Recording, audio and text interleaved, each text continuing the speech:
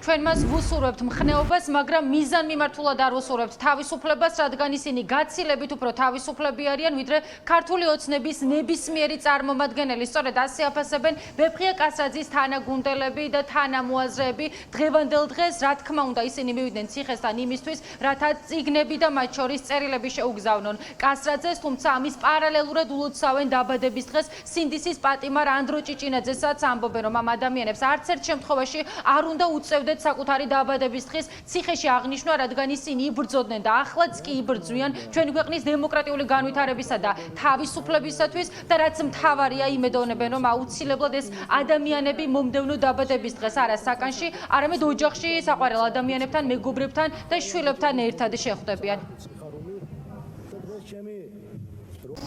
დღეს ჩემი მეუღლე იუბილარია და მოვედი ჩვენ შვილებთან ერთად, რომ მივულოცოთ დაბადების დღე, მივულოცოთ ვუსურვოთ ჯანმრთელობა, სულიერი მხნეობა, ფიზიკური თავისუფლება, რადგან ისე ვერავინ შეუზღუდავს თავისუფლება. ეს არის ჩემი თანამებრძოლის, ჩემი ვეფხო კასრაძის დაბადების დღე, 54 წელი შეუსრულა.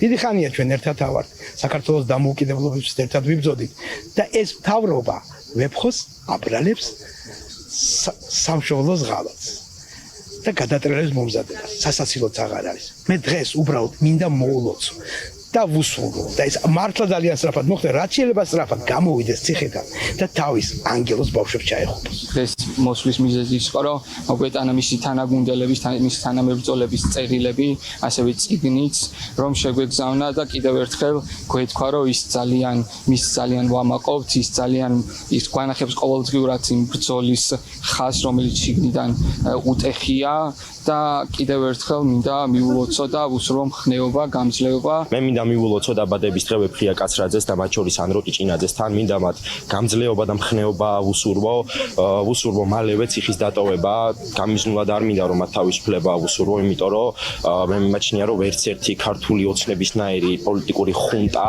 და ბინძური პოლიტიკური გუნდი და ვერც ერთი ციხე ვერ შეძლებს რომ ამ ადამიანებში თავისუფლების გამოძახილი ჩაახშოს. წერილები და ციხეში შეგზავნილი წიგნები სადღესასწაულო საჩუქრების ნაცვლად, სწორედ ასეთი მოცემულობა ახლა სინდისის პატიმრების გარშემო. დღეს სწორედ ორი სინდისის პატიმარი ხდება ციხეში დაბადების დღეს. ვეფხია კასრაძე 54, ხოლო ანდრო ჭიჭინაძე 29 წლის გახდა. ჩვენ წინა გამოშვებაში გიყვებოდით თუ როგორ მივიდნენ ანდრო ჭიჭინაძის მეგობრები წიგნებით გლდანის ციხესთან და ახლა უკვე ვეფხია კასრაძის მეუღლე, ოჯახის წევრები და თანამებრძოლები არიან ამავე ტერიტორიაზე, იმავე მიზეზით, რომ საკუთარ მეგობარს, თანაგუნდელსა და თანამებრძოლს უთხრან, რომ აუცილებლად უნდა იყოს მხნედ, თუმცა ამბობენ იმასაც, რომ ამის შეხსენება არც ერთ სინდისის პატიმარს არ სჭირდება, რადგან ფიქრობენ, რომ მათ გაცილებით უფრო კარგად აქვთ გააზრებული თავისუფლების მნიშვნელობა, ვიდრე ბიძინა ივანიშვილის გუნდის ნებისმიერ წარმომადგენელს და რაც მთავარია, იმედოვნებენ, რომ ეს მოცემულობა ძალიან მალე შეიცვლება და სინდისის პატიმრებიც გათავისუფლდებიან, რა თქმა უნდა, საქართველოსთან ერთად.